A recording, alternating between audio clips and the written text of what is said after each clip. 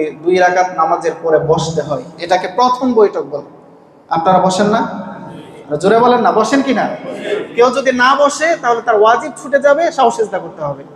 রাসূল দ্বিতীয় রাকাতে না বসে দাঁড়িয়ে গেছে। তৃতীয় রাকাত, চতুর্থ রাকাত পড়ার পরে সাহাবায়ে কেরাম পেছন থেকে সুবহানাল্লাহ, আল্লাহু আকবার এইভাবে লুকমা দিয়েছিলেন, রাসূল সাহস সিজদা করেছে।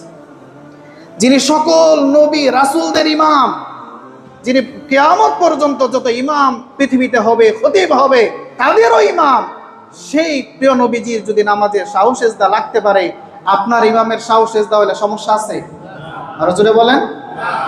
যদি বলেন যে না, ইমামের তো বেশি বেশি সাহস সিজদা লাগে, এই ইমামকে বাদ দিয়ে দাও, ঠিক হবে? কোন সাহাবী বলছেন যে রাসূল সাল্লাল্লাহু আলাইহি ওয়াসাল্লামের তো নামাজে ভুল হয়, 2 রাকাতের 4 রাকাত নামাজ 2 রাকাত পড়ায় দেয়, 4 রাকাত নামাজ 5 রাকাত পড়ায় দেয়, 2 রাকাতের পরে বসে না, দাঁড়ায় যায়। এই নবীর পিছনে নামাজ পড়বো না, আরেকজন নবী নিয়ে আসো। নাউজুবিল্লাহ। রাসূল মসজিদে এসেছেন, নামাজ পড়াবেন, যোহরের নামাজ। কিসের নামাজ? আপনারা সাথে সাথে একটু উত্তর দিবেন, কিসের নামাজ? যোহরের নামাজ কয় রাকাত? এত আস্তে, যোহরের নামাজ কয় রাকাত? 4 রাকাত যোহরের নামাজ। রাসূল আসলেন, নামাজ পড়ালেন, 2 রাকাত নামাজ পড়ায় সালাম ফিরে দিয়েছেন। কয় রাকাত? সালাম ফিরাইয়া দিচ্ছেন। সকল সাহাবীরা চুপ, কেউ কিছু বলে না, কারণ রাসূলের সামনে কথা বলার আদব আছে না নাই? নাকি মসজিদ গরম করে ফেলবে? না, সব সাহাবায়ে কেরাম চুপ। একজন সাহাবী সাহস করে কাছে গেলেন, ওই সাহাবীর নাম হলো যুল ইয়াদাইন। রাসূলের কানে কানে গিয়ে বললেন, ইয়া রাসূলুল্লাহ, আকুসিরাতিস সালাহ আম নাসিতা? নামাজ রাসূল থাকা অবস্থায় 4 রাকাত নামাজ 2 রাকাত হওয়ার সম্ভাবনা আছে না নাই? আল্লাহ তাআলা কমায় দিয়েছেন, এরকম হওয়ার সম্ভাবনা আছে। অথবা রাসূল ভুলে গিয়েছেন, এরকমটা হইতে পারে। সাহাবী সাহস করে জিজ্ঞেস করলেন, ইয়া রাসূলুল্লাহ, নামাজ কি 2 রাকাত হয়ে গেল, নাকি আপনি ভুলে 4 রাকাতের জায়গায় 2 রাকাত পড়িয়েছেন? মুসলিম শরীফের হাদিস, সহিহ হাদিস। কেউ যদি অস্বীকার করে, সে মানে তার ঈমান সংশয়ের মধ্যে পড়ে যাবে। সহিহ হাদিস। রাসূল বললেন, নামাজ 4 রাকাত থেকে 2 রাকাত করা হয় নাই, আমি ভুলেও যাইনি। এই শব্দটা আছে, লাম আকসুর ওয়ালাম আনসা। নামাজ 2 রাকাত হয় না, আমি ভুলেও যাই নাই, নামাজ 4 রাকাতে হয়েছে। যখন কয়েকজন সাহাবী বললেন, ইয়া রাসূলুল্লাহ, নামাজ তো আসলে 2 রাকাত হয়েছে, তখন রাসূল সাল্লাল্লাহু আলাইহি ওয়াসাল্লাম বললেন, ঠিক আছে, আমি তো তোমাদের মতোই মানুষ, এরকমটা হইতেই পারে, ঠিক আছে, সবাই দাঁড়াও। সকল সাহাবীদেরকে নিয়ে আবার দাঁড়ালেন, 2 রাকাত নামাজ পড়লেন। নামাজের শেষে তিনি সাহু সিজদা করলেন। বলি না সুবহানাল্লাহ। এর আগে যত মদ আছে সব শেষ করে দিই না? আপনাদেরকে বলেছিলাম, যখন মদ হারাম হয়, সাহাবায়ে কেরাম মটকার ভর্তি বিশাল বিশাল আকারের মটকা মদিনার অলিতে গলিতে এরকম ভেঙে ফেলে দিয়েছিল। এই মদগুলো মদিনার এই ড্রেনগুলো দিয়ে ভর্তি হয়ে এরকম প্রবাহিত হচ্ছিল। সাহাবায়ে কেরাম শুনতে দেরি হয়েছে, আমল করতে দেরি হয় নাই। বলি না সুবহানাল্লাহ। রাসূল সাল্লাল্লাহু আলাইহি সাল্লাম বলেন, যাররা পরিমাণ হিংসা যার ভেতরে থাকবে, আল্লাহ তাআলা জান্নাতের দরজা থেকে তাকে বিতরণ করে দিবেন। বলি নাউযুবিল্লাহ। পৃথিবীর সব কিছু আমি আল্লাহ তাআলা বানিয়েছি, কোন বলেছি হও, হয়ে গেছে। কিন্তু এই মানুষের স্ট্রাকচারটা আমি আল্লাহ রাব্বুল আলামিন নিজ কুদরতি হাতে তৈরি করেছি। বলি না সুবহানাল্লাহ। আলহামদুলিল্লাহ সুম্মা আলহামদুলিল্লাহ।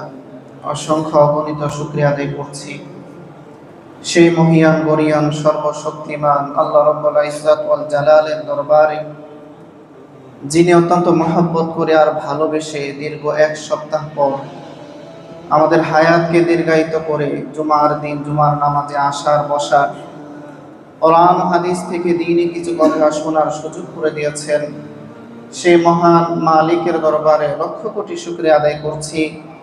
মন প্রাণ উজাড় করে হৃদয়ের গভীর থেকে শুকরিয়া তান সমস্বরে পড়ে নিচ্ছে আলহামদুলিল্লাহ।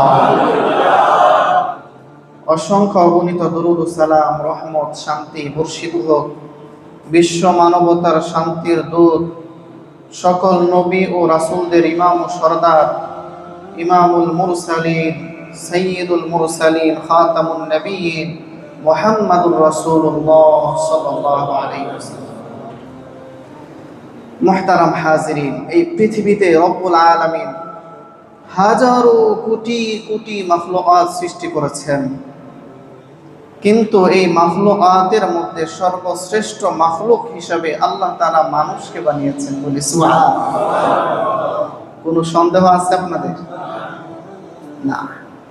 কোরআনের একাধিক জায়গায় আল্লাহ তাআলা বলেছেন খলাকতু বিয়াদাইয়া, পৃথিবীর সব কিছু আমি আল্লাহ তাআলা বানিয়েছি, কোন বলেছি হও, হয়ে গেছে। কিন্তু এই মানুষের স্ট্রাকচারটা আমি আল্লাহ রাব্বুল আলামিন নিজ কুদরতি হাতে তৈরি করেছি, বলি না সুবহানাল্লাহ। এজন্য আমাদের সম্মান আছে না নাই? রব্বুল আলামিন এত আদর করে, মহব্বত করে, ভালোবেসে মানুষের স্ট্রাকচারটা বানিয়েছেন, যার কারণে যখন ইবলিস আদম আলাইহিস সালামকে সিজদা করে নাই, রব্বুল আলামিন বললেন সাথে সাথে, ইবলিস, যেই আদমকে আমি আল্লাহ কুদরতি হাতে বানাইলাম, তোমাকে আদেশ করলাম সিজদা করার জন্য, ইবলিস করো নাই। তোমার ভেতরে অহংকার ঢুকে গেছে, তাকাব্বুরি ঢুকে গেছে। আর যার ভিতরে অহংকার থাকবে, তাকাব্বুরি থাকবে, হিংসা থাকবে, ওই ব্যক্তিটা কোনোদিন আমার জান্নাতে যাবে না, বলি নাউজুবিল্লাহ। যার ভিতরে হিংসা থাকবে, অহংকার থাকবে, জান্নাতে যাবে সে? রাসূল সাল্লাল্লাহু আলাইহি সাল্লাম বলেন, যাররা পরিমাণ হিংসা যার ভিতরে থাকবে, আল্লাহ তাআলা জান্নাতের দরজা থেকে তাকে বিতরণ করে দিবেন, বলি নাউজুবিল্লাহ। এজন্য হিংসা, বিদ্বেষ, কিবির, তাকাব্বুর, বুগজ, আদাওয়াত, এগুলো থেকে বেঁচে থাকার দরকার আছে না নাই? আমার ভাইয়েরা, শয়তান যুক্তি দিয়েছিল রব্বুল আলামিন আমাকে তৈরি করেছেন আগুন দ্বারা, আগুনের সিফাত হলো সেটা উপরের দিকে ওঠে, নিচের দিকে ঝুঁকে না। মাটি দিয়ে আদমকে বানিয়েছেন, মাটির কাজ হলো নিচের দিকে যাওয়া, মাটি কখনো উপরের দিকে যায় না, উপরের দিকে থাকতে পারে না। যেই মাটি নিচের দিকে যায়, ওই মাটিকে আমি কোনোদিন সিজদা করব না। ইবলিস যুক্তি দিয়েছিল, রব্বুল আলামিনের আদেশ মান্য করে নাই, যার কারণে রব্বুল আলামিন চিরকালের জন্য ইবলিসকে বিতাড়িত করে দিয়েছে, বলিস নাউজুবিল্লাহ। আমার ভাইয়েরা, এই জন্য রব্বুল আলামিনের আদেশ যখন আমাদের সামনে আসবে, সব বাদ। ঠিক কিনা বলেন? নাকি আল্লাহর আদেশ দেখার পরেও আপনি কৌশল অবলম্বন করবেন? আর যারা বলেন না, আল্লাহর আদেশ, রাসূলের আদেশ যখন আমার সামনে চলে আসবে, আমি বান্দা হিসাবে সারেন্ডার, যে রাসূল বলেছেন, আল্লাহ বলেছেন, এর সামনে আমার কোনো কথা নাই। ঠিক কিনা বলেন? নাকি রাসূল বলেছেন ডান দিকে যেতে, আপনি বাম দিকে যান, তাহলে কি রাসূলকে মান্য করা হলো? যদি যুক্তি দেন যে না, রাসূল বলেছে এদিকে যেতে, আমি এদিকে যাব না, এইদিকে গেলে এই হবে সেই হবে। সাহাবায়ে কেরাম, ওনাদের চরিত্র ছিল, রাসূল সাল্লাল্লাহু আলাইহি সাল্লাম যখন যে আদেশ করেছেন সাথে সাথে মেনে নিয়েছে। সুবহানাল্লাহ বলবেন না? নাকি ওনারা বলছেন যে ইয়া রাসূলুল্লাহ, এখন না কইরা 4-5 দিন পরেই বিধানটা নিয়ে আসেন, এর আগে যত মদ আছে সব শেষ করে দিই? না, আপনাদেরকে বলেছিলাম যখন মদ হারাম হয়, সাহাবায়ে কেরাম মটকার ভর্তি বিশাল বিশাল আকারের মটকা মদিনার অলিতে গলিতে এরকম ভেঙে ফেলে দিয়েছিল। এই মদগুলো মদিনার এই ড্রেনগুলো দিয়ে ভর্তি হয়ে এরকম প্রবাহিত হচ্ছিল। সাহাবায়ে কেরাম শুনতে দেরি হয়েছে, আমল করতে দেরি হয় নাই, বলি না সুবহানাল্লাহ। এজন্য কোরআন এবং হাদিস যখন আমাদের সামনে আসবে, আমরা মাথাটা সারেন্ডার করে মেনে নিতে রাজি আছি তো ইনশাআল্লাহ? আর জোরে বলেন না ইনশাআল্লাহ? আমার বন্ধুগণ, এই কোরআন এবং হাদিস আমাদের পর্যন্ত কিভাবে আসছে? সাধারণ কোন পাবলিক যদি বলে আমার কাছে কোরআন আছে, আমার কাছে হাদিস আছে, তার কাছ থেকে কোরআন নেওয়া যাবে না, তার কাছ থেকে হাদিস নেওয়া যাবে না। বরং রব্বুল আলামিন যুগে যুগে এই কোরআনকে হেফাজত করার জন্য লক্ষ কোটি হাফেজ কোরআন এই জমিনের মধ্যে দিয়েছেন। ঠিক কিনা? আপনার দৃষ্টিতে মনে হইতে পারে একজন হাফেজ, তার কাজটাই বাকি, কিন্তু না, হাফেজদের বিশাল একটা মিশন রব্বুল আলামিন দিয়েছেন। সেটা হলো রব্বুল আলামিন বলেছেন, ইন্না নাহনু নাযালনা যিকরা ওয়া ইন্না লাহু লাহাফিজুন। রব্বুল আলামিন বলেছেন, তাওরাত, জাবুর, ইনজিল সব শেষ, কিন্তু এই কোরআন তোমাদেরকে দিলাম, বান্দারা শোনো, কিয়ামত পর্যন্ত এই কোরআনকে আমি রব্বুল আলামিন সংরক্ষণ করব, বলি সুবহানাল্লাহ। এই কোরআনকে আল্লাহ তাআলা নিজে এসে সংরক্ষণ করবেন না, বরং এই কোরআনকে সংরক্ষণের দায়িত্ব রব্বুল আলামিন মানুষকে দিয়েছেন। মানুষের মধ্যে যারা কোরআনের হাফেজ, তাদের দ্বারা রব্বুল আলামিন কিয়ামত পর্যন্ত এই কোরআনকে সংরক্ষণ করবেন, বলি সুবহানাল্লাহ। তাহলে একজন হাফেজের সম্মান আছে না নাই? নাকি হাফেজ বেকার? আর জোরে বলেন না। একজন হাফেজের অনেক বড় দায়িত্ব। পুরো পৃথিবী থেকে বিভিন্ন জায়গায় দেখবেন কোরআনকে আগুনে পুড়ায় দেয়। ওদের ধারণা হলো মনে হয় পৃথিবী থেকে কোরআন পুড়িয়ে দিলে এই পৃথিবী থেকে কোরআন মুছে ফেলা যাবে না। একজন হাফেজ যদি পৃথিবীতে থাকে তাহলে এই কোরআনকে পৃথিবী থেকে মুছে ফেলা সম্ভব হবে না, ঠিক কিনা বলেন?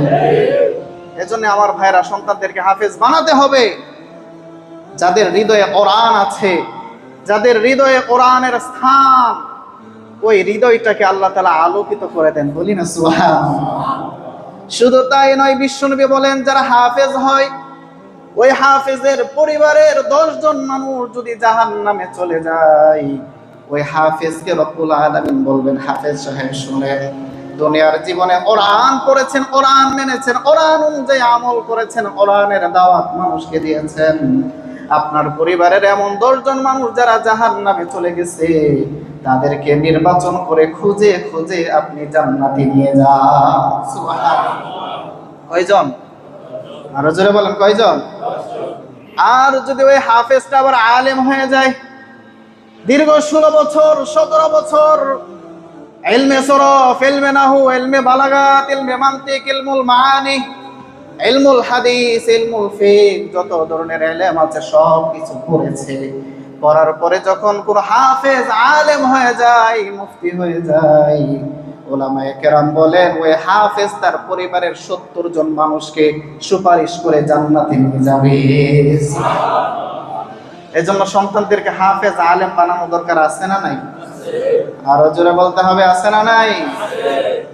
আমার ভাইরা, এই হাফেজরা, এই আলেমগণ, এই মুফতি সাহেবগণ, তাদেরকে রব্বুল আলামিন অনেক বড় একটা জিম্মাদারি দিয়েছেন।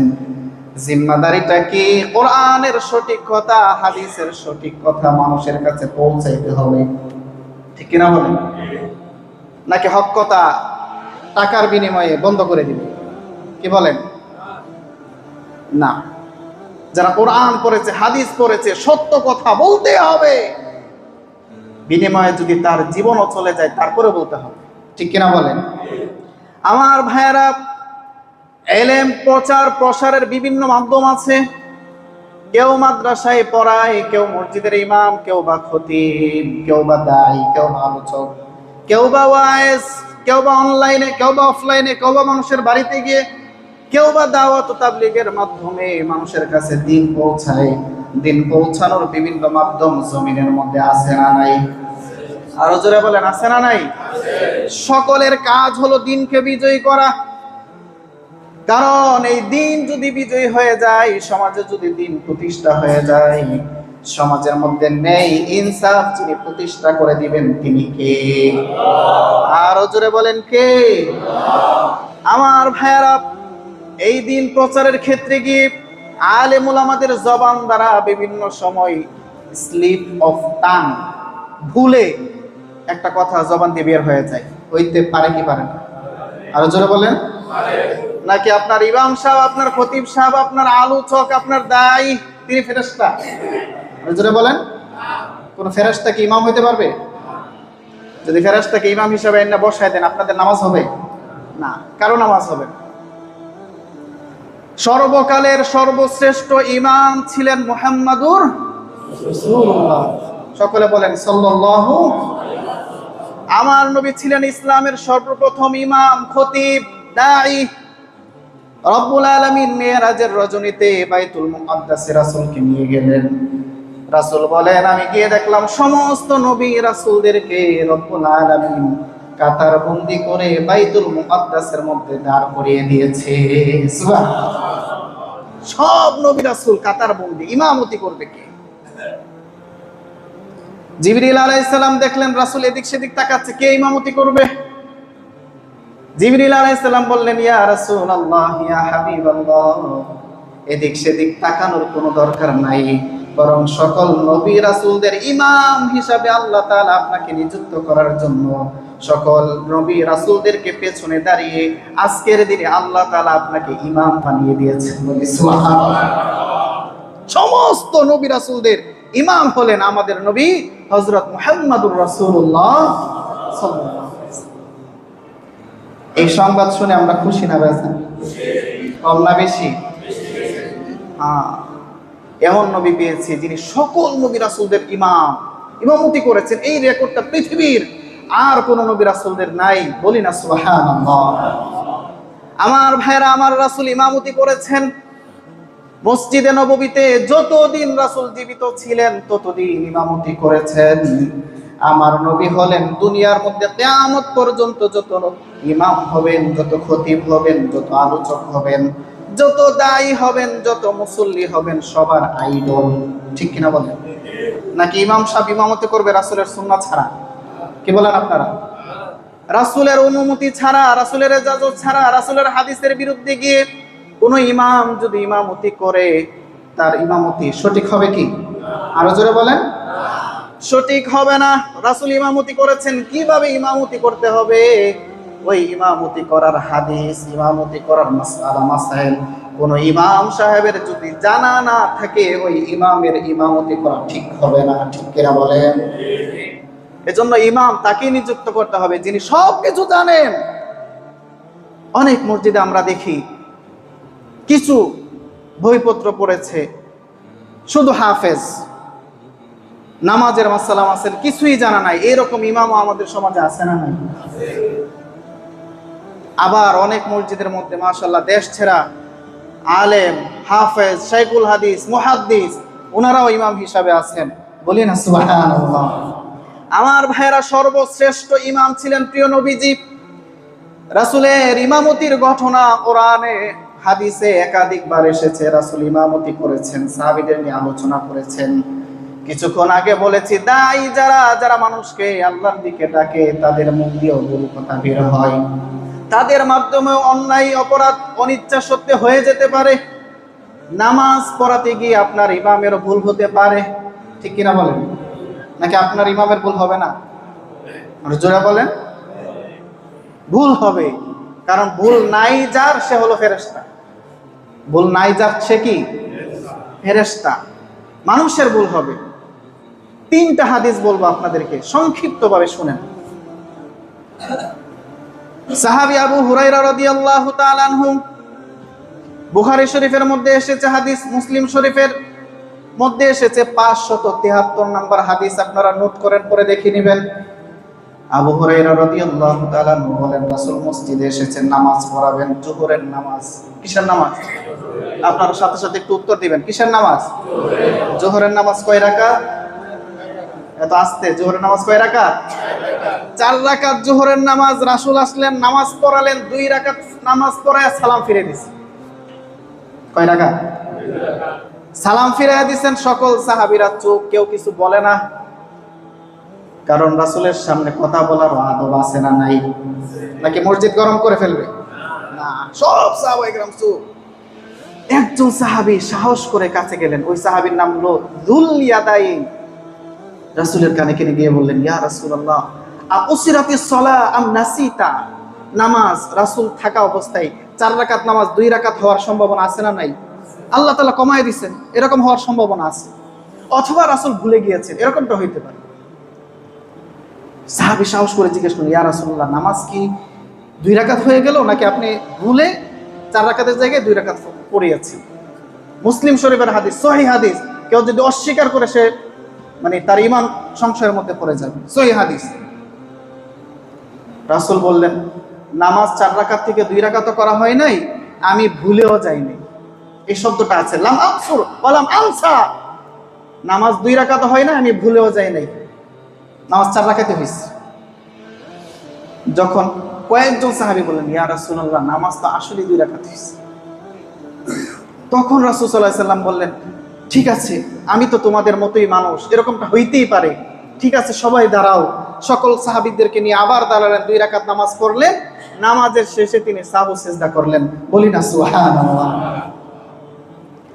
মুসলিম শরীফের 572 নম্বর হাদিস। প্রিয় নবীজি 4 রাকাত নামাজের জায়গায় 5 রাকাত পড়িয়ে ফেললেন। হইতে পারে কি পারে না? 5 রাকাত পড়ায় ফেলছে। সাহাবা একরাম পেছন থেকে লুকমা দিলেন, ইয়া রাসূল নামাজ তো 5 রাকাত হয়ে গেছে। রাসূল সাল্লাল্লাহু আলাইহি সাল্লাম শেষে তাশাহুদ পড়ার পরে সালাম দিলেন ডান দিকে, তারপরে 2টা সিজদা করলেন, তারপরে আবার নামাজকে পরিপূর্ণ করে সালাম ফিরিয়ে দিলেন, শাহু সিজদা করলেন। আরেক হাদিসের মধ্যে আসছে প্রিয় নবীজি সাল্লাল্লাহু আলাইহি ওয়াসাল্লাম 4 রাকাত নামাজের মধ্যে জোহরের 2 রাকাত নামাজের মধ্যে 2 রাকাত নামাজের পরে বসতে হয়, এটাকে প্রথম বৈঠক বলে। আপনারা বসেন না? জোরে বলেন না, বসেন কিনা? কেউ যদি না বসে তাহলে তার ওয়াজিব ছুটে যাবে, শাহু সিজদা করতে হবে। রাসূল দ্বিতীয় রাকাতে না বসে দাঁড়িয়ে গেছে। তৃতীয় রাকাত, চতুর্থ রাকাত পড়ার পরে সাহাবায়ে কেরাম পেছন থেকে সুবহানাল্লাহ, আল্লাহু আকবার এইভাবে লুকমা দিয়েছিলেন, রাসূল শাহু সিজদা করেছে। যিনি সকল নবী রাসূলদের ইমাম, যিনি কিয়ামত পর্যন্ত যত ইমাম পৃথিবীতে হবে, খতিব হবে, তাদেরও ইমাম, সেই প্রিয় নবীজির যদি নামাজে শাহু সিজদা লাগতে পারে, আপনার ইমামের শাহু সিজদা হলে সমস্যা আছে? আর জোরে বলেন। যদি বলেন যে না ইমামের তো বেশি বেশি শাহু সিজদা লাগে, এই ইমামকে বাদ দিয়ে দাও, ঠিক হবে?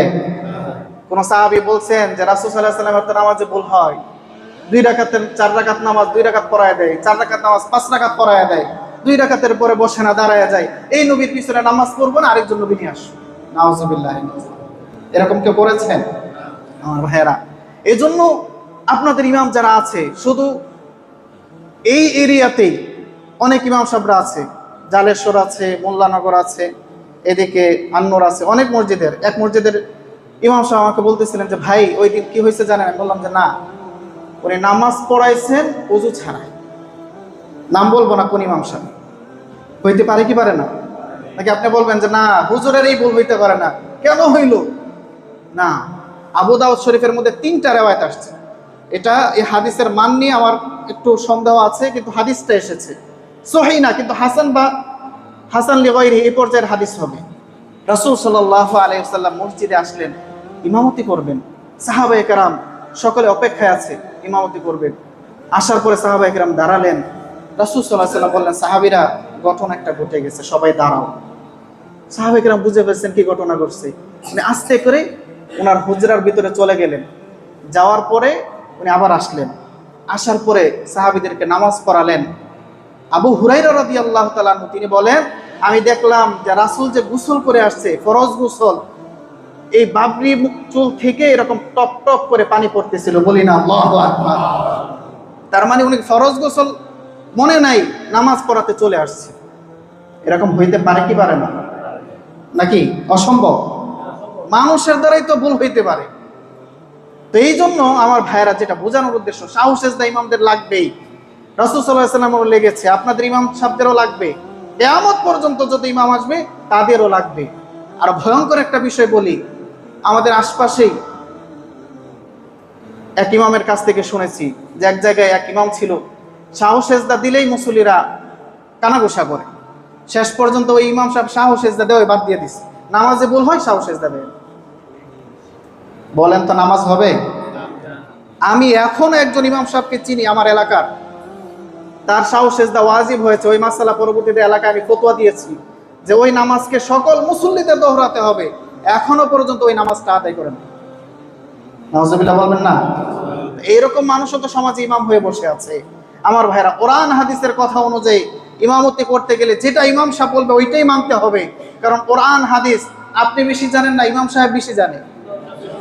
যদি আপনার কখনো মনে হয় যে এই মাসালাটা আরো তাহকিক করা দরকার, আপনার আশপাশে ইমাম সাহেব আছে, আরো তাহকিক করবেন। এরপরও যদি আরো জানার প্রয়োজন পড়ে ইমাম সাহেবের কাছে আসবেন, হুজুর মাসালাটা এইভাবে বা কিভাবে একটু যদি বলতেন। সামনাসামনি আসবেন, পেছন থেকে কেউ কানাঘুষা করবেন না। আল্লাহ তাআলা বলেন ওয়ালা তাজাসসু, সাবধান, পেছনে পেছনে কেউ কানাঘুষা করবা না।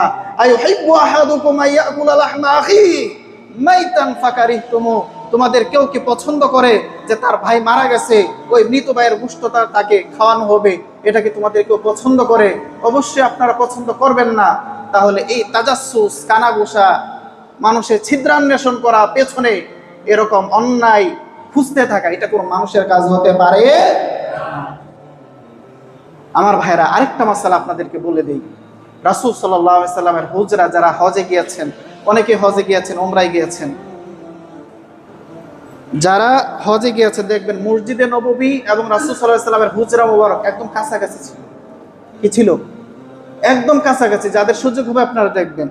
রাসূল সাল্লাল্লাহু আলাইহি সাল্লাম হাদিসে বলেছেন যে যখন ইমাম সাহেব মসজিদে আসবে তখনই ইকামত হবে।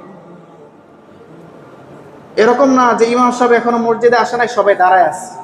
আমার এখানে মাঝে মধ্যে এরকম হয়, এক দুইজন দাঁড়ায় থাকেন। ইমাম সাহেব যখন আসবে তখন সকলে দাঁড়াবে। রাসূল সাল্লাল্লাহু আলাইহি সাল্লাম একবার মসজিদে আসলেন, আসার পরে দেখেন বেলাল রাদিয়াল্লাহু তাআলা দাঁড়িয়ে আছে, কয়েকজন সাহাবী দাঁড়িয়ে আছে। রাসূল বলেন, ইয়া বেলাল লা তাকুম হাত্তা তারাউনি, বেলাল আমি যতক্ষণ মসজিদে প্রবেশ না করব ততক্ষণ পর্যন্ত তুমি দাঁড়াবা না, তোমরা সবাই নিচে বসে থাকবা। আমি এসে ইকামত দেওয়ার অনুমতি দিব, তখন ইকামত দেওয়ার জন্য মুয়াজ্জিন দাঁড়াবে, তারপরে সবাই দাঁড়াবা। এটা হচ্ছে হাদিসের কথা। কারণ আজানের মালিক হচ্ছে মুয়াজ্জিন আর ইকামতের মালিক হচ্ছে ইমাম।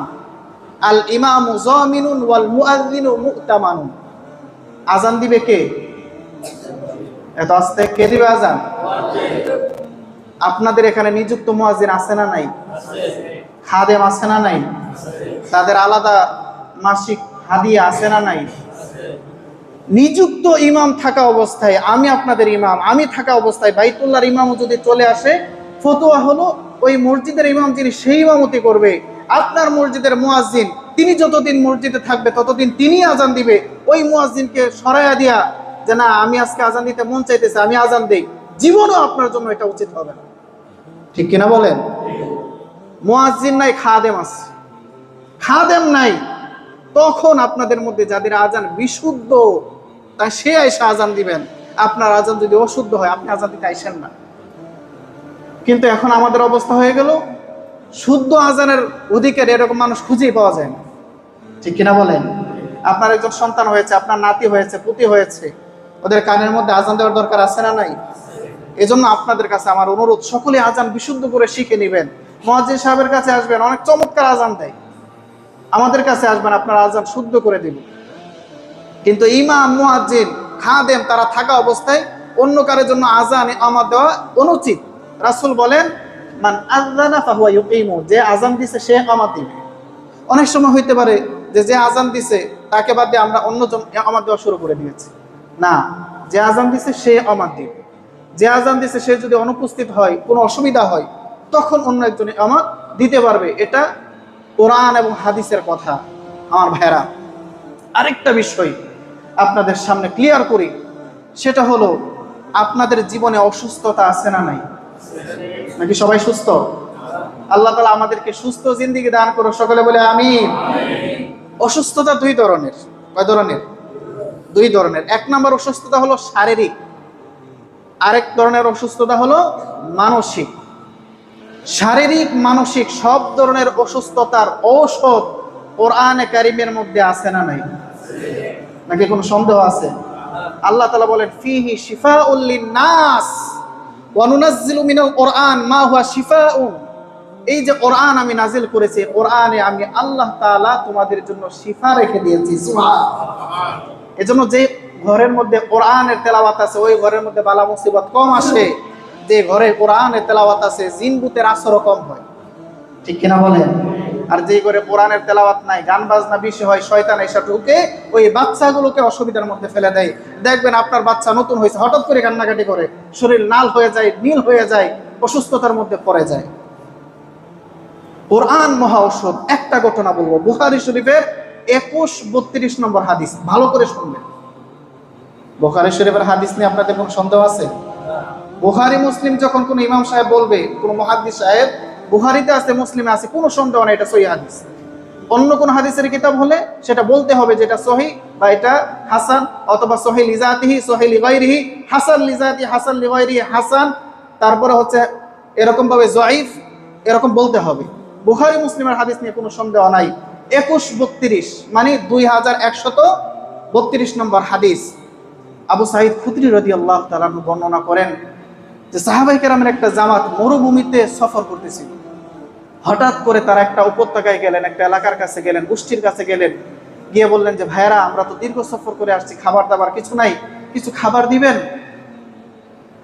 তখন ওই এলাকার মানুষজন বলছে যে না আমরা খাবার দিতে পারবো না, আমরা অপারগ, আমরা এমনি পেরেশানিতে আছি। মানুষের জীবনে পেরেশানি আছে না নাই? এমনি পেরেশানিতে আছে। তখন তাদের মধ্যে একজন আইসা বলল যে শোনো, আমাদের যে সর্দার, এই সর্দারকে সাপে কামড় দিচ্ছে। কিসে? সাপে অথবা বিচ্ছু কামড় দিছে, তার শরীরটা নীল হয়ে গেছে, বেহুশ হয়ে পড়ে আছে। তোমাদের মধ্যে কেউ আছে নাকি যে আমাদের এই সর্দারকে একটু ঝাড়ফুঁক করবে, একটু পানি পরে দিবে, যাতে করে আমাদের সর্দারটা ভালো হয়ে যায়? সাহাবীদের মধ্য থেকে একজন দাঁড়ায় গেলেন, বললেন আছি, আমি ঝাড়ফুঁক দেব, তবে শর্ত হলো আমরা যেহেতু দীর্ঘ সময় কিছু খাই নাই, আমাদেরকে এক বর্ণনা, দুইটা রিওয়ায়াত আসছে বুখারী শরীফে, এক বর্ণনা অনুযায়ী হচ্ছে এক পাল বকরি, আর সহিহ ইবনে হিব্বানের মধ্যে আসছে 100টা বকরি। এই শর্তে চুক্তি করছে যে এটা দিতে হবে আমাদেরকে, তাহলে পানি পড়া দিবে। পরবর্তীতে ওনারা রাজি হলো, পানি পড়া দিলেন, ঝাড়ফুঁক করলেন। আল্লাহ তাআলা সাহাবায়ে কেরামের যে আমল ছিল, তাদের মধ্যে আমলের যে স্পৃহা ছিল, গুণামুক্ত জীবন ছিল, ওনারা আমল করে ফু দিতে দেরি হয়েছে, সাথে সাথে ওই সর্দার মুহূর্তের মধ্যে সুস্থ হয়ে গেছে। বলি সুবহানাল্লাহ। যেই কথা সেই কাজ, 100টা বকরি, এক পাল বকরি তাদেরকে দেওয়া হলো। সাহাবায়ে কেরাম বললেন ঠিক আছে, এখন এটা ভাগ করে নি। আমরা হলে কি করতাম? ভাগ করে খায়া সব শেষ না, সাহাবায়ে কেরাম খান নাই, যে না এটা কি হালাল নাকি হারাম, রাসূলের কাছ থেকে আমাদের জানতে হবে। এই 100টা বকরি নিয়ে রাসূল সাল্লাল্লাহু আলাইহি ওয়াসাল্লামের কাছে গেলেন, গিয়ে বললেন ইয়া রাসূলুল্লাহ, এই ঘটনা, আমরা চুক্তি করে 100টা বকরি আনছি, এখন এটা আমাদের জন্য খাওয়া হালাল হবে নাকি? রাসূল বললেন কি দিয়ে ফু দিয়েছিলা যার কারণে এত তাড়াতাড়ি আমল কাজ হয়েছে? ওই সাহাবী বললেন ইয়া রাসূলুল্লাহ, আপনি বলেছিলেন সূরা ফাতিহা সকল রোগের শেফা, আমাদের 100% বিশ্বাস ছিল, আমি তো সূরা ফাতিহা পড়ে বারবার ফু দিয়েছি, আল্লাহ তাআলা ওই সর্দারকে ভালো করে দিয়েছে। বলি আল্লাহ।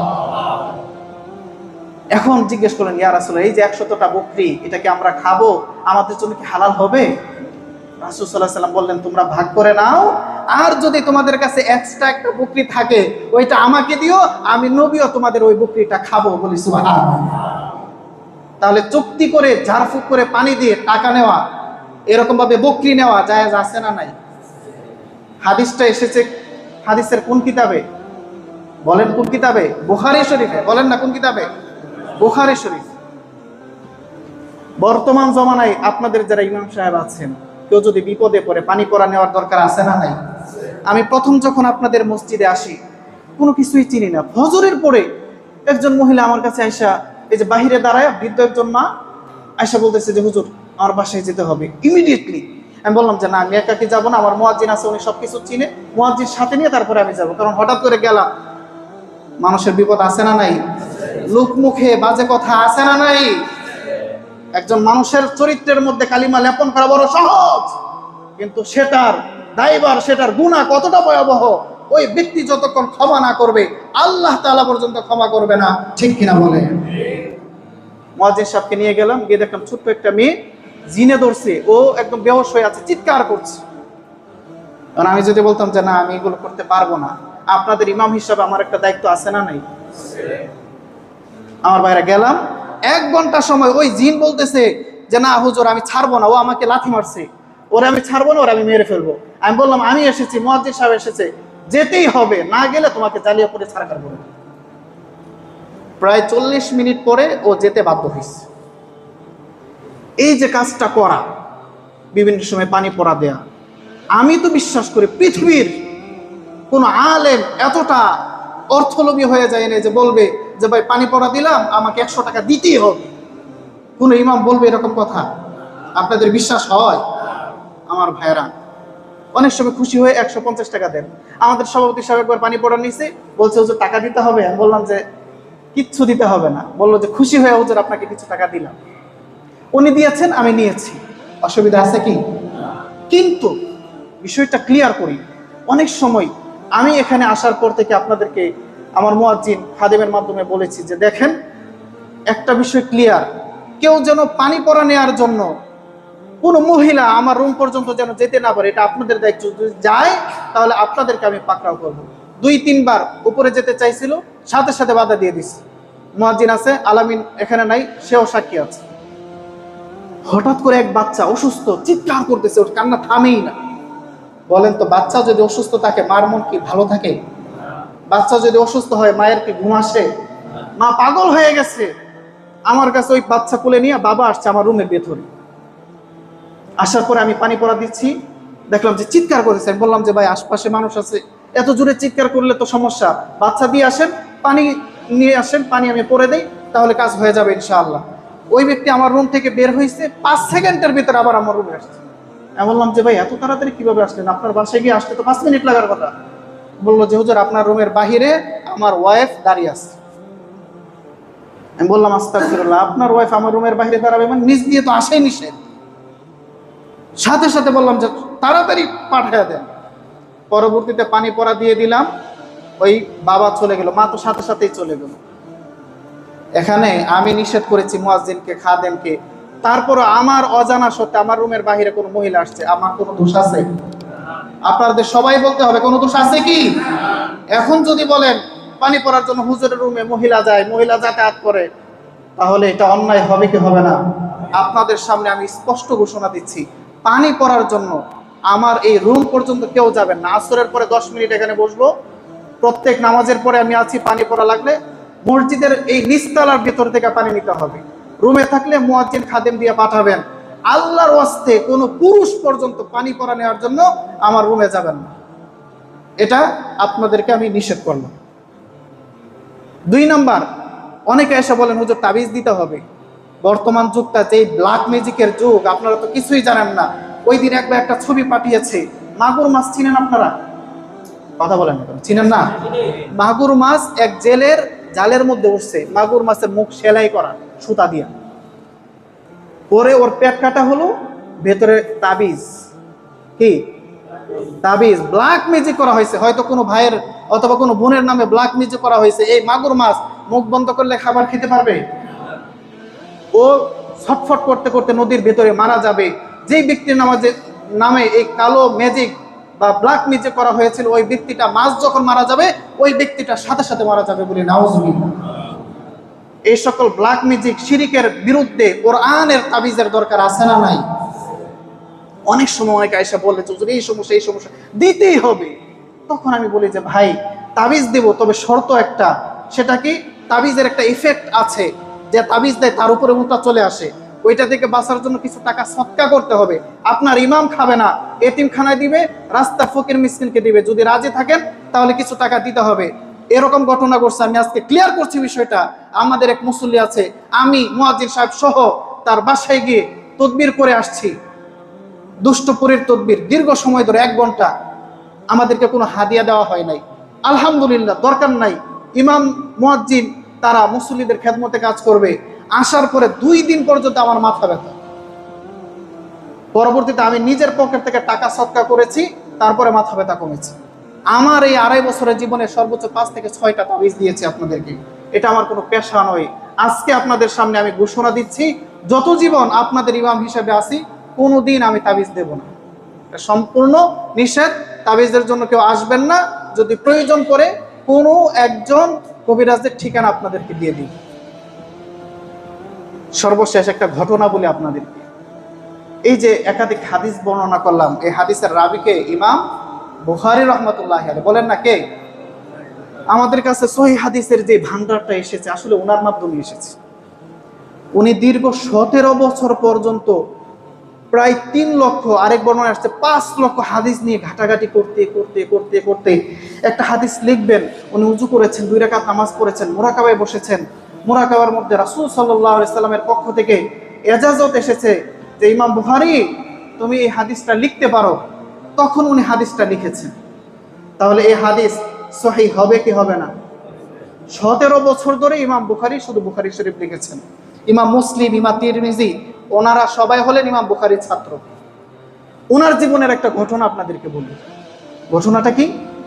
ছোট্টবেলায় ওনার বাবা ছিলেন না, মায়ের কাছে গেছে, মা এলেম শেখার জন্য আল্লাহর রাস্তায় বেরিয়ে যাচ্ছি, বিভিন্ন জায়গায় সফরে, বাগদাদে, ইরাকে, তারপরে বিভিন্ন জায়গায় আমাকে সফর করতে হবে, মা চলে যাচ্ছি, জীবনে কখন আপনার সাথে সাক্ষাৎ হবে কিনা, মা বিদায় দিয়ে দেন আমাকে।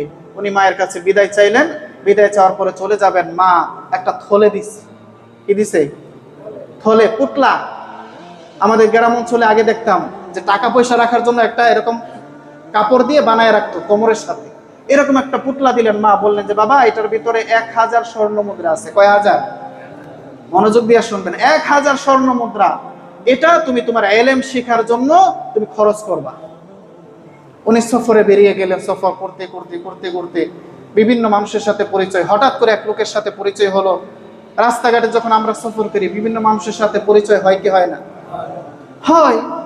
তো পরিচয় হলো, পরিচয় হওয়ার পরে উনি সামনে একটা নদী পড়েছে, নদীতে ওঠার পরে ওই লোকটা ওনার পাশে বসছে।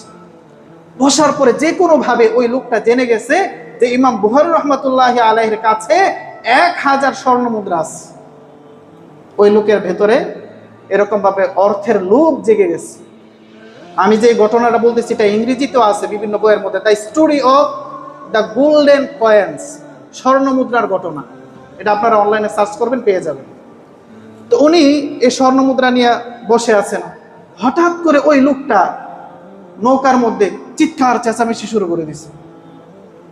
শুধু তাই নয়, এরকম হয়েছে গালের মধ্যে চাপড়াইতেছে, জামা ছিঁড়ে ফেলছে, হাই হতাশ করতেছে, হাই রে আমি শেষ, আমার সব শেষ হয়ে গেল, আমি শেষ হয়ে গেলাম। বলেন তো এরকম যদি কেউ করে, আশপাশে যারা আছে তারা কি চুপ করে বসে থাকবে? সবাই আগে আসছে, ভাই কি হয়েছে, কি হয়েছে, বলেন কি হয়েছে। ওই লোক বলতেছে যে আমার একটা থলে ছিল, ওই থলের মধ্যে 1000 স্বর্ণ মুদ্রা ছিল, ওই থলেটা চুরি হয়ে গেছে। নাউজুবিল্লাহ বলবেন না? ইমাম বুখারী রহমাতুল্লাহি আলাইহি দেখলেন যে যারা ওই নৌকার মাঝি মাল্লা ছিল সবাইকে লাইন ধরে দাঁড় করাইছে, সবাইকে চেক করতে হবে, কারণ 1000 স্বর্ণ মুদ্রা এটা তো কম নয়। একজনের পর একজন চেক করতেছে। ইমাম বুখারী রহমাতুল্লাহি আলাইহি উনিও লাইনে দাঁড়ান। হঠাৎ করে ওনার মনে হলো যে আজকে যদি আমি প্রমাণিত হই, আমার স্বর্ণ মুদ্রা আমার হওয়া সত্ত্বেও যদি এটা আজকে প্রমাণ হয় যে ইমাম বুখারী চুরির অপরাধী হয়েছে, তাহলে ইমাম বুখারীর পক্ষে হাদিস বর্ণনা করা সহিহ হবে না। ঠিক কিনা বলেন? আমার ভাইরা, উনি আস্তে করে পকেট থেকে ওই স্বর্ণের থলিটা, 1000 স্বর্ণ মুদ্রার থলি আস্তে করে সমুদ্রের মধ্যে ফেলে দিচ্ছে। পরবর্তীতে মাঝি মাল্লারা সবাইকে চেক করলো, কোথাও স্বর্ণ মুদ্রার কোনো থলে খুঁজে পায় নাই। পরবর্তীতে ওই যে চোর যে এরকম দাবি করেছিল, সবাই তাকে তিরস্কার করছে যে যদি 1000 স্বর্ণ মুদ্রা থাকতো নৌকার ভিতরে কারো না কারোর কাছে থাকতো, কারো কাছেই তো নাই, তার মাঝে তুমি মিথ্যা কথা বলতেছো। পরবর্তীতে নৌকা থেকে সবাই নেমে গেল। ওই ব্যক্তিটা আবার ইমাম বুখারী রহমাতুল্লাহি আলাইহির কাছে আসছে, আয়েশা বলতেছে, ভাই আপনার কাছে স্বর্ণ মুদ্রা ছিল, আমি জানি, এই স্বর্ণ মুদ্রা কই? ইমাম বুখারী রহমাতুল্লাহি আলাইহি বলেন, আমি সমুদ্রের মধ্যে ফেলে দিয়েছি। ওই লোক অবাক হয়ে গেল যে 1000 স্বর্ণ মুদ্রা, আপনি নিজের স্বর্ণ মুদ্রা, চাইলে তো আপনি প্রমাণ করতে পারতেন যে এটা আপনার, তারপর আপনি এই প্রমাণে না গিয়ে আপনি এটা সমুদ্রের মধ্যে কেন ফেলে দিলেন? ইমাম বুখারী রহমাতুল্লাহি আলাইহি বললেন যে আমি একজন মুহাদ্দিস, আমি একজন শাইখুল হাদিস, আমি যুগের শ্রেষ্ঠ হাদিসের কিতাব বুখারী লিপিবদ্ধ করব। আমি আজকে যদি চুরির অপরাধী হই অথবা কোনো অপবাদ যদি আমার উপরে আসে, এই অপবাদ যতদিন আমার উপরে থাকবে হাদিস রেওয়ায়াত করা আমার জন্য সহিহ হবে না। এজন্য আমার সত্যবাদিতা রক্ষা করার জন্য 1000 স্বর্ণ মুদ্রা আমি বিসর্জন দিয়েছি। বলি না সুবহানাল্লাহ। আমার ভাইরা, আশপাশে আপনাদের ইমাম সাহেব যারা আছে, খতিব সাহেব যারা আছে, অনেকেই মুহাদ্দিস। আমি নিজে মুসলিম শরীফ মাদ্রাসায় পড়াই, বাস স্ট্যান্ডে তিরমিজি শরীফ পড়াই, গত বছর নাসাই পড়িয়েছি। আমি ইমাম হয়ে আমি যদি কোরআন হাদিসের বিরুদ্ধে গিয়ে কোনো কাজ করি, আমার দ্বারা হাদিস বর্ণনা করা সহিহ হবে? সবাই বলেন। আমার ভাইরা, এই জন্য আপনাদের ইমামের উপর এতটুকু ভরসা রাখতে পারেন, কোরআন হাদিস পড়েই এখানে ইমাম হয়েছি, এরকম না যে 2-4টা কিতাব পড়লাম আর ইমাম হয়ে বসে গেলাম। দীর্ঘ 20 বছরের অধ্যাপনার পরে ইমাম হয়েছি, তারপরও আমাদের দ্বারা ভুল হবে। আমরা মানুষ, যদি কখনো ভুল হয়, কোনো ইমামের ভুল হয়, সাথে সাথে ইমামের সাথে যাবেন, সুন্দর করে বসবেন, এরপরে বলবেন ইমাম সাহেব এটা এইভাবে না করলে ওইভাবে করা যায় কিনা, সুন্দরভাবে উপস্থাপন করবে। কারণ এই সুন্দরতা ভালোবাসার জায়গা ইসলামের মধ্যে আছে না নাই? হিংসা বিদ্বেষ এগুলো ছড়ানো যাবে না। এগুলোর জন্য আমাদের জীবন না, আমাদের অল্প দিনের হায়াত। এই হায়াতের জীবনে আমরা যারা ইমাম হই, আমরা যারা মুসল্লি হই, আমাদের উপলক্ষ কি দুনিয়া না আখেরাত? আপনারা এখানে আসছেন, এতক্ষণ আলোচনা শুনেছেন, বলেন তো আপনারা এখানে বসার পিছনে দুনিয়াবি কোনো ফায়দা আছে আপনাদের, নাকি আখেরাত চান, জান্নাত চান? জান্নাত চান কি চান না? আমার ভাইরা, এই জান্নাতে আপনাদেরকে নিয়ে যাওয়ার, আমিও যেন যেতে পারি, দুনিয়ার সব ইমাম সব মুসল্লিরা যেন জান্নাতে যেতে পারে, এই জন্যই তো আমাদের সব কাজ। কাজেই যদি কখনো আপনাদের কোনো সমস্যা হয়, ইমামের সমস্যা হয়, সবাই মিলে সুন্দর সমাজ বিনির্মাণে আমরা কাজ করবো তো ইনশাআল্লাহ। নিজেদের ভেতর থেকে সব ধরনের অনৈক্যকে দূরে ফেলে দিতে হবে, হিংসা গীবত তাকাব্বুরি সব ছেড়ে ফেলে দিতে হবে। আমরা তো বড় শান্তিতে আছি। আপনারা বিশ্বাস করবেন কিনা, এই যে ফিলিস্তিনে মসজিদ বলতে কিছু নাই, সবার আগে ইমামদেরকে হত্যা করা হয়েছে।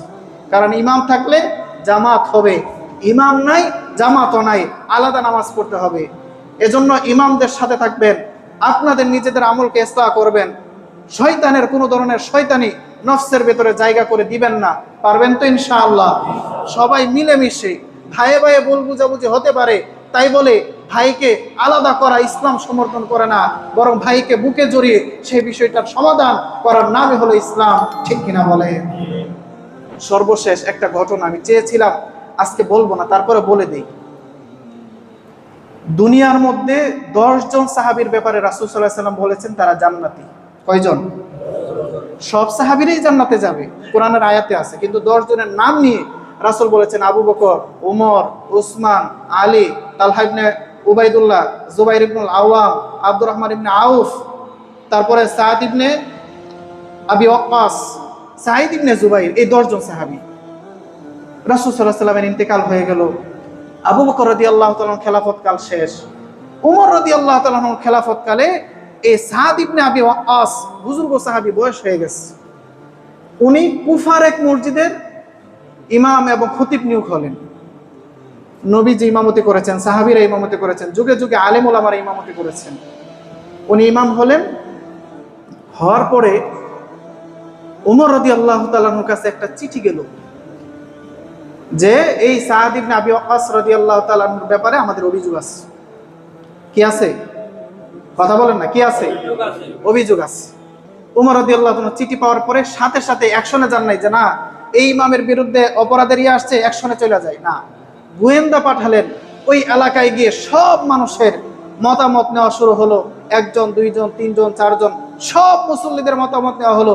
কারো কোনো অভিযোগ নাই। একজনের কাছে গেছে, সে বলছে যে এই অভিযোগ, এই ইমামের এই সমস্যা, ওই সমস্যা।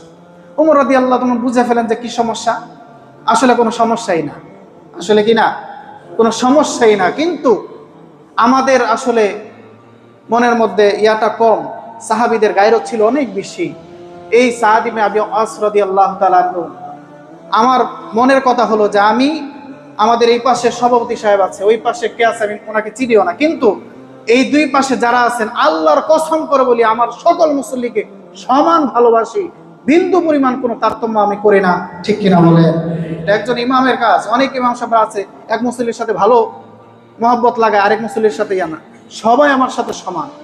সাদ ইবনে আবি ওয়াক্কাস রাদিয়াল্লাহু তাআলা যখন এই ঘটনা জানলেন, মনে বড় কষ্ট পাইলেন। উনি একটা দোয়া করলেন। কি দোয়া? আল্লাহুম্মা ইন কানা আবদুকা হাদা কাযিবান ও মারিয়ান ওয়া সুমাতান ফাআতিল উমরাহু ওয়াতিল ফাকরাহু ওয়ারিদহু বিল ফিতান। আল্লাহ, এই যে আমার ব্যাপারে আপনার যে বান্দা অপবাদ দিয়েছে, এই বান্দাটা যদি সত্যবাদী হয় তাহলে তো সে সত্যবাদী, কোনো সমস্যা নাই। কিন্তু যদি মিথ্যাবাদী হয়, আয় আল্লাহ, সে যদি এরকমটা করে থাকে মানুষের কাছে নিজের নাম জাহির করার জন্য, আয় আল্লাহ, এরকমটা যদি সে করে থাকে নিজের নাম মানুষের কাছে উচ্চারণ করার জন্য, নিজের ক্ষমতা দেখানোর জন্য, তিনি 3টা দোয়া করলেন। ফাতিল উমরাহু, আল্লাহ ফাতিল উমরাহু, আল্লাহ তার হায়াত বাড়ায়া দেন। ওয়াতিল ফাকরাহু, তার অভাব অনটন বাড়ায়া দেন। ওয়ারিদহু বিল ফিতান, আল্লাহ তাকে ফিতনার মধ্যে ফেলায়া দেন। এই দোয়া উনি করার পরে ওই যেই লোক ছিল, ওই লোকের ছেলে মারা গেছে, ওই লোকের বন্ধু বান্ধব সবাই মারা গেছে, ওই লোকের বয়স 100-র উপরে হয়েছে, ওই লোক মারা যায় না। কারণ ওই যে ইমাম সাহেব দোয়া করেছিল আল্লাহ তার হায়াত বাড়াইয়া দেন, হায়াত আল্লাহ তাআলা বাড়িয়ে দিয়েছে। ওই ইমাম দোয়া করেছিল আল্লাহ তার অভাব অনটন দিয়ে দিবেন, এমন অভাব অনটন দিয়েছে তার আত্মীয় স্বজন কেউ নাই, টাকা পয়সা কিছু নাই, রাস্তার মধ্যে ভিক্ষা করে। ওয়ারিদহু বিল ফিতান, আল্লাহ তাকে ফিতনায় ফেলান। রাস্তায় ভিক্ষা করতে গিয়ে মানুষের সাথে ধাক্কা লাগে, মহিলাদের সাথে ধাক্কা লাগে, যার কারণে ওই মহিলারা, ওই মানুষজন তাকে এরকম ভাবে ব্যত্রাঘাত করতে থাকে, তাকে গালিগালাজ করতে থাকে। এক ব্যক্তি গিয়ে জিজ্ঞেস করলো, ভাই আপনার এই অবস্থা কেন হয়েছে? সে বলল যে ভাই ওই যে সাদ ইবনে আবি ওয়াক্কাস আমার জন্য বদদুয়া করেছিল, ওই বদদুয়াটা লেগে গেছে। আমার ভাইরা, এই জন্য সাবধান। আপনার ভাই, আপনার বোন, আপনার বাবা, আপনার আত্মীয় স্বজন, ভুল কার নাই, কিন্তু এটা কনফার্ম না হয়ে মানুষের পেছনে এরকম লাগালাগি, এটা ঠিক না। আমরা মুসলমান, আমাদের কাজ হচ্ছে ইসলাম নিয়ে কাজ করা। মানুষ কিভাবে দিনের পথে আসবে? অনেক জায়গা আছে মানুষ নামাজ পড়তে পারতেছে না। এজন্য সব জায়গায় আপনাদের কোনো ভাইয়ের কোনো সমস্যা হলে সেটা শুধরাইয়া দিবেন। দিন কায়েমের জন্য আমরা সকলে এক মিলে কাজ করতে চাই। রাজি আছেন তো ইনশাআল্লাহ? আরো জোরে বলেন না ইনশাআল্লাহ? ভাইয়ে ভাইয়ে, আমি তো ব্যক্তিগতভাবে আল্লাহর কসম করে বলি, আপনাদের এখানে 2.5 বছর হয়েছে, আরো যত জীবন থাকবো কোরআন হাদিসের বাহিরে কোনো কিছু হবে না, এটার গ্যারান্টি আমি দিতে পারবো না, কিন্তু চেষ্টা করে যাব। আপনারা আমাকে ভালোবাসা দিবেন, পারবেন তো ইনশাআল্লাহ? আরো জোরে বলেন না ইনশাআল্লাহ? আল্লাহ তাআলা আমাদের সবাইকে দ্বীনের জন্য কবুল করুন, সকলে বলে আমিন। আল্লাহ তাআলা আমাদের সোনার বাংলাদেশকে দ্বীনের জন্য কবুল করুন, সকলে বলে আমিন। আমার সামনে যাদের কানে আমার এই আওয়াজ যাচ্ছে, আল্লাহ তাআলা আমাদের সবাইকে ভাই ভাইয়ের মতো, আপন ভাইয়ের মতো মিলেমিশে থাকার তৌফিক দান করেন, সকলে বলে আমিন। আমাদের ভেতরে মুসলমানের প্রতি কোনো বিদ্বেষ রাখতে পারে না। রাসূল বলেছেন, তোমাদের একটা বিল্ডিং, ওই বিল্ডিং এর মাঝখানে কিছু ইট যদি এরকম ফুলে পড়ে যায়, বলেন তো বিল্ডিংটা সুন্দর দেখা যাবে? না, এটাও সুন্দর হয়ে গেছে। কোন মসজিদে মুসল্লিদের মধ্যে যদি 2-3 জন এদিক সেদিক হয়ে যায়, মসজিদে ফিতনাত ছড়ে যাবে, মসজিদের বিশৃঙ্খলা তৈরি হয়ে যাবে। এটা কখনোই অনুচিত নয়। সবাই মিলেমিশে দিন প্রচারের জন্য ইমাম সাহেবকে পরামর্শ দিবেন কিভাবে এই মসজিদ নিয়ে, আপনাদের নিয়ে জান্নাতের দিকে আমরা এগিয়ে যেতে পারি। সেই শুভকামনা আপনাদের প্রতি আমার রইল। আল্লাহ তাআলা আমাদের সবাইকে ক্ষমা করে দেন, সকলে বলে আমিন। আল্লাহ তাআলা আমাদের সকলের ইবাদতকে কবুল করে নেন, সকলে বলে আমিন। দুনিয়াতে আমরা যেভাবে একত্রিত হয়েছি, আল্লাহ তাআলা জান্নাতের মধ্যেও আপনাদের সহ যেন আল্লাহ তাআলা সেই জান্নাতে আমাদেরকে পৌঁছায় দেন, সকলে বলে আমিন। আমার ভাইয়েরা, কোনো মাকসাদ নাই দুনিয়াতে। একজন ইমাম চায় যে তার সকল মুসল্লি জান্নাতি হয়ে যায়, ঠিক কিনা বলেন? আপনাদের ইমামও যেন জান্নাতে যায়, সেই সহযোগিতা আপনারা করবেন তো ইনশাআল্লাহ? আল্লাহ তাআলা আমাদের সবাইকে কবুল করুন, আমিন। ওয়া আখিরু দাওয়ানা আনিল হামদুলিল্লাহি রাব্বিল আলামিন।